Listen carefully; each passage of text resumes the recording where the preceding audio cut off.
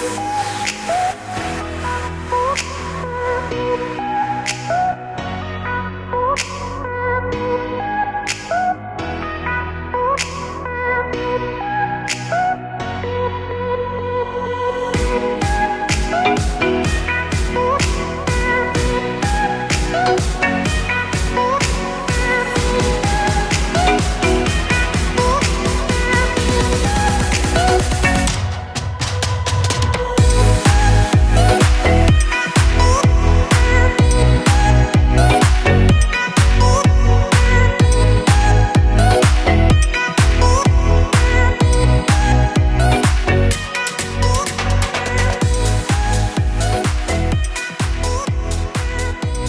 morning, and you've been joining me today at the fantastic Lindholme Lakes for a little bit of method feeder fishing.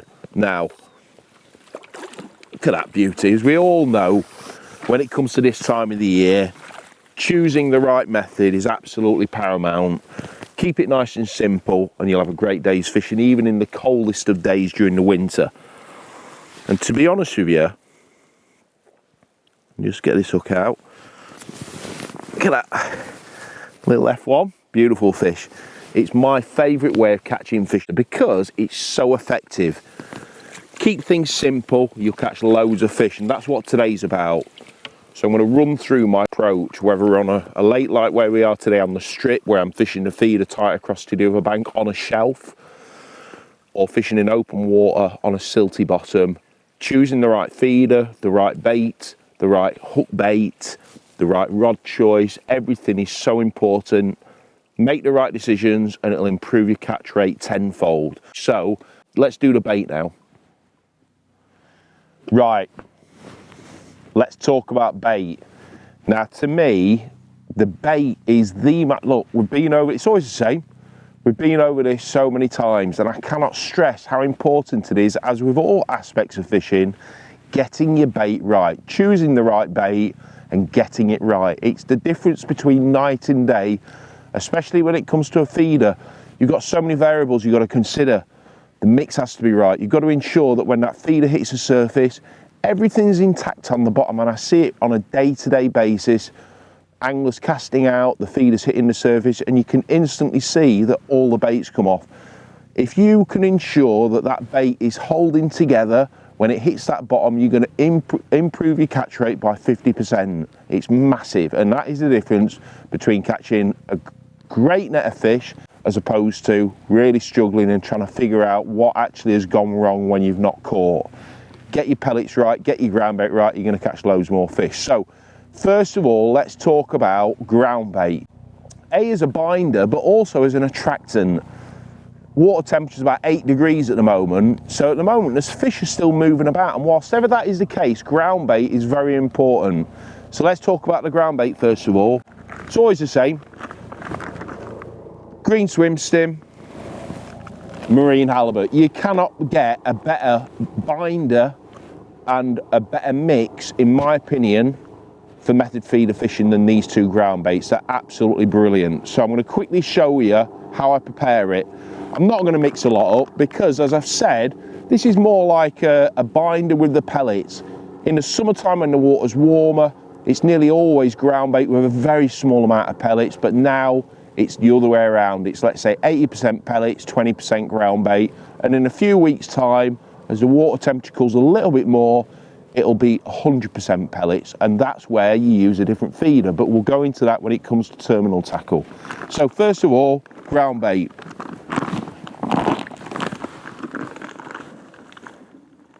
Only a small amount, so I don't know, half a pint of green, 50-50.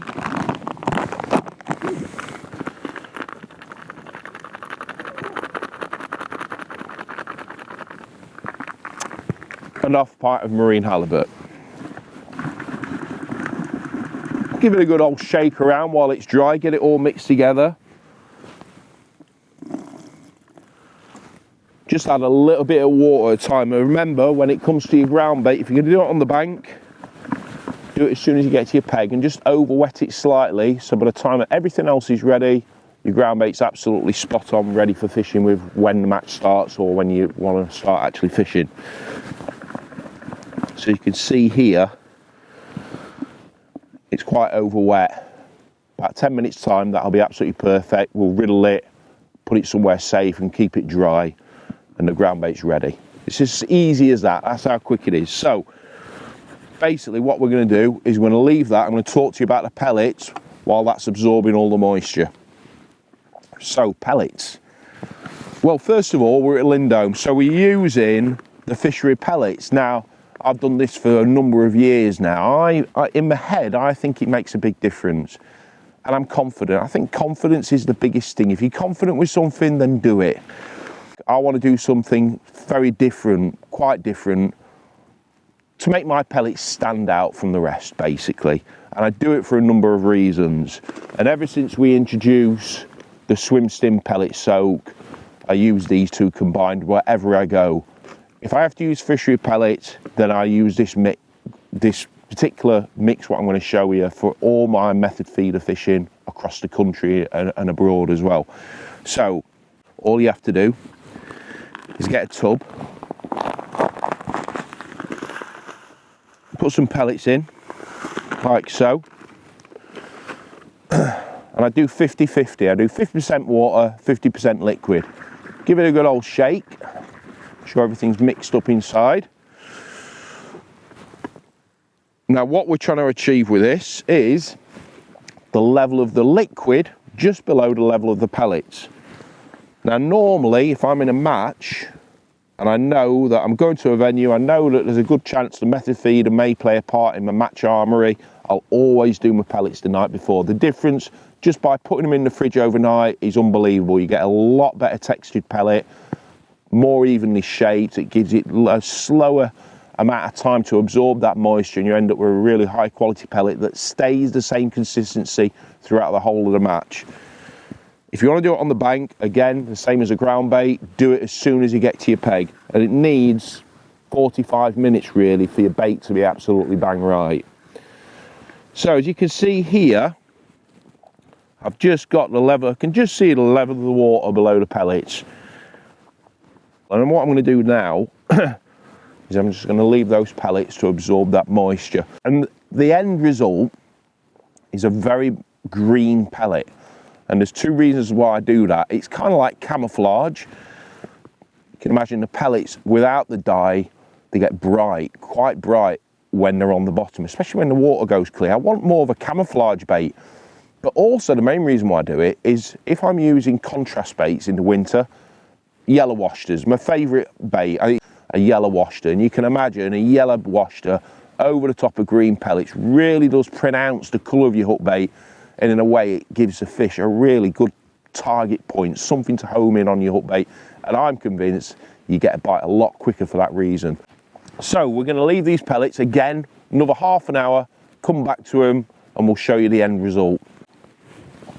Right, back to the ground bait now. Now you can see already, just in the time that I've done them pellets, it's started to absorb that moisture. So what I'm going to do now is I'm just going to riddle it. Always riddle your ground bait, especially with the method feeder fishing. You want it nice and fine, you want everything mixed up evenly. You can see I've not mixed a lot up because I don't need a lot. Push it through. Always push the lumps through because that's where the dampness is in the ground bait. Like so. Give it another shake. Now you've got the perfect ground bait, whether you're going to use more ground bait or less ground bait. It's the right consistency. You can imagine moulded around the feeder, that's absolutely perfect.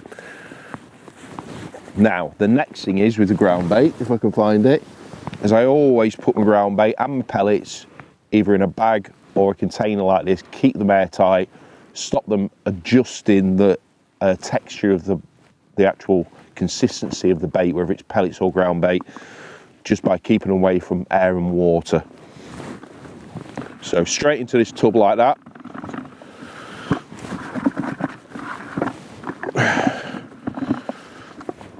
Seal it up. And I've got all my ground bait and my pellets at hand whenever I need them through match conditions. So pellets and ground bait, as simple as that.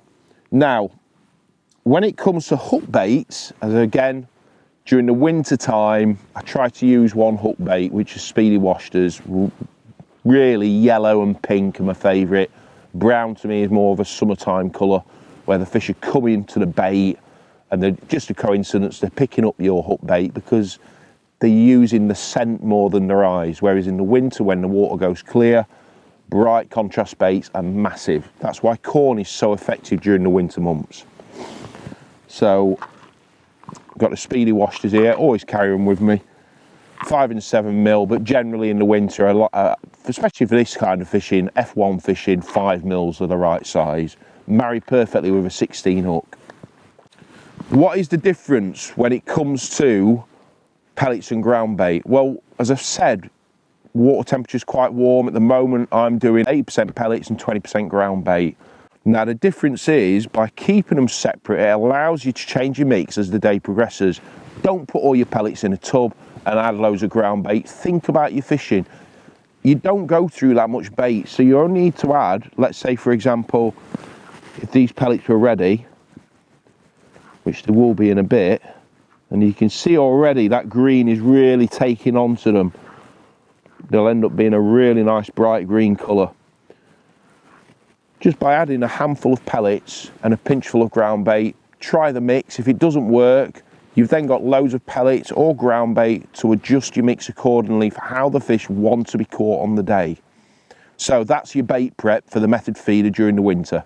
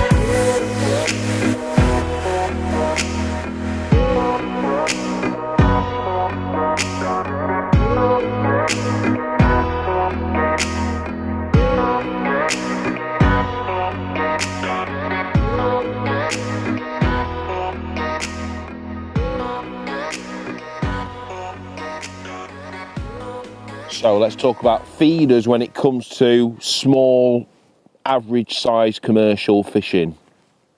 During the winter months, choosing the right feeder is important. You've got 3 factors to consider. You've got the size of the feeder, the weight of the feeder, and the shape of the feeder. And the shape I'd regard as the most important factor. So on my side tray here, as you can see, I've got 3 of my most popular feeders that I use for this kind of fishing. First of all, we've got the traditional flatbed, and this is my favourite feeder through the summer, the spring and the autumn, simply because the water gets to the bait a lot quicker, your bait's getting released from the feeder a lot quicker. It's a more positive method feeder approach. So today, for example, water temperature is still quite warm. I'm fishing across to the other bank, I'm building my peg up. I want that bait to be released quite quickly because there's a chance that I'm going to get a bite quickly. And that feeder allows me to get a bite a lot quicker. This is where, as I've explained in the bait prep, where I'm using a small percentage of ground bait with pellets, and that ground bait is going to block all those holes between the pellets when I'm compressing the mould around the bait, around the feeder. That's going to compress the mix more tighter.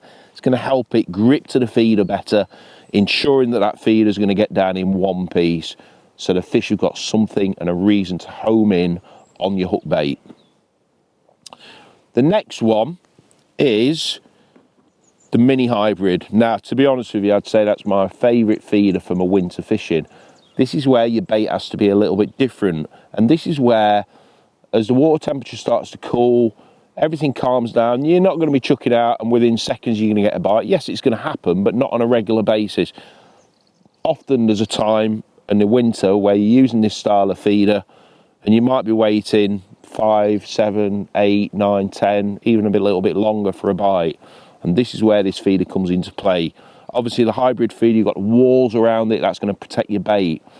But this is where your mix has to be different, as I've said. And this is where 100% micro pellets, done exactly the way I've showed you in the bait preparation.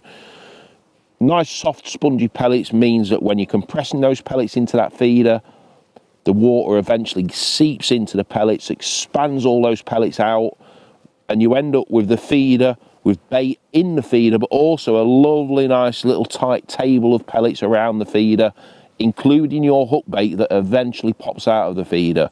And what you find is in the winter, and you don't get as many indications simply because the fish don't attack the feeder as aggressively as they do in the summer. They feed off the particles around the feeder.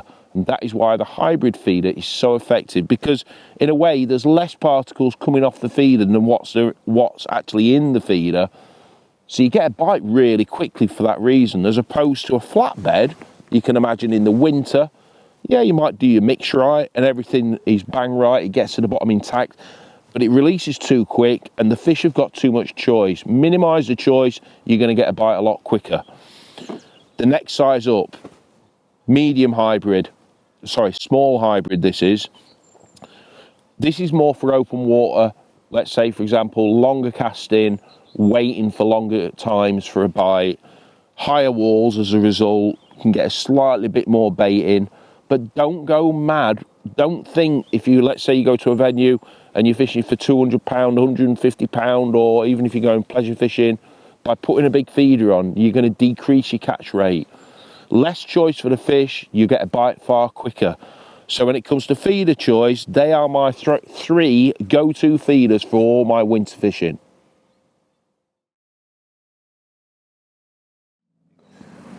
Right, let's talk about hook lengths. Now, it's every area of method feeder fishing is equally as important, and especially hooks. Hook choice, hook pattern, the length of the hook length and the diameter of the line is so important. It's quite strange really, because you think really in the winter, scale down, fish a lighter line, smaller hooks, which is true to a certain extent, but on these kind of venues, let's say at Lindholme, you could be hooking into an F1, a big carp, and all of a sudden you could hook a big double figure carp, which is absolutely crucial during match conditions in the winter. I want everything to work correctly, and I want to ensure that if I hook a fish, I'm increasing my chances of landing that fish. And especially when you're leaving your feeder out for long periods of time, you want to know in your head that everything's straight, everything's working correctly, and if any fish decides to pick up your bait, you're going to hook it. And for that reason, I still like to stay quite positive in the winter for F1s. So as bizarre as it sounds, I'll still use the same hook and the same diameter hook length as I do in the summer, as I do it also in the winter. So today I'm using an 0.16 hook length Shimano Aspire Silk Shot to a 16 hook with a bayonet. And that is simply because the hook balances with the size of the bait. Just because it's the winter, there's no point in me trying to get away with a size 20 hook with a 5mm washter, because the size and the gape of the hook doesn't marry with the hook bait. Use the right hook to marry with the hook bait, whether it's winter or summer, and you can't go wrong. So when it comes to hook choice, for 5mm wafter fishing or maggot fishing, I use a 16 or an 18. And then for 7mm wafter fishing and bigger baits, let's say bunches of maggots or something like that, where you're targeting the bigger, more selective fish in your peg, then a size 12 or a 14 hook. So it's as simple as that. 12 or a 14 for a 7mm, for a 5mm, 16 or an 18. Right, let's talk about watercraft and how I'm actually approaching today and what has gone through my mind when I've sat on my peg regarding how I was going to start and finish the match. So for a start, The strip, you've got two options. If there's nobody on the other bank, which is often the case on this lake, it's usually pegged on one bank, you've got a choice of fishing the feeder against the far bank, which is very popular during the winter months. But you've also got the option of fishing down the middle. And both areas of the lake, what I've just mentioned, are very different approaches. And the reason for that is, on the shelf on the far bank, you're fishing on a slope on a hard bottom, and down the middle on the silt, a very soft bottom. So your feeder setup has to be quite unique. So for example, across, I've started fishing a flatbed 30 gram method, and the lake's not fishing brilliant. And this is often the case when you're on your own pleasure fishing on a lake like this. If the fish don't want to feed, they back away, and that's exactly what's happening today. So I've swapped from a 30 gram flatbed method to a mini hybrid feeder. Still a 30 gram, because I need that weight to ensure that my feeder's not moving on the shelf when I'm trying to tighten my line up towards the feeder. Anything lighter than that, any movement that I'm trying to, by tightening the line up, is going to move that feeder down the shelf and completely defeat the object of what I'm trying to achieve. I've casted tight against the banking. That's where I want that feeder to stay, in the correct depth of water. Now, when it comes to fishing on the silt, that's very different. I want to try and use a light feeder, and the reason for that is I don't want the feeder sinking into the silt. I want everything to be apparent on the silt as the feeder, as the bait kind of like is released from the feeder. So on the silt down the middle, I'll be using a 15, 18 gram feeder maximum. It also makes a little less noise as well. It makes a more of a gentle plop on the surface, which seems a little bit more attractive for the fish in that kind of depth. So it's very important to choose the right weight feeder for the situation you're faced with. As a general rule, when you're fishing on a slope or on a hard bottom, always opt for a 30 gram method feeder and above. And as I say, when you're fishing on a silty bottom, try and get away with the lightest feeder.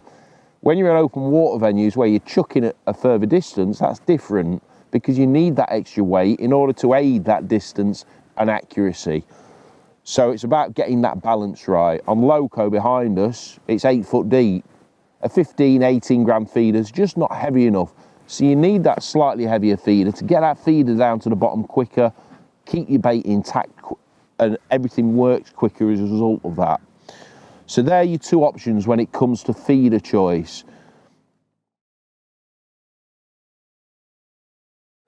What an absolutely fantastic day. Winter fishing, as we all know, isn't about absolutely emptying it. It's about rewarding fishing, and that's exactly what today's been. It's not been solid. I had to do a bit of figuring out, finding out what depth they've been at. They've been slightly off the banking in that slightly deeper water, and that's the result. Great days fishing with a really simple approach. So I hope you enjoyed the video and learnt loads of hints and tips that you can put to use this winter when it comes to method feeder fishing. And until next time, tight lines.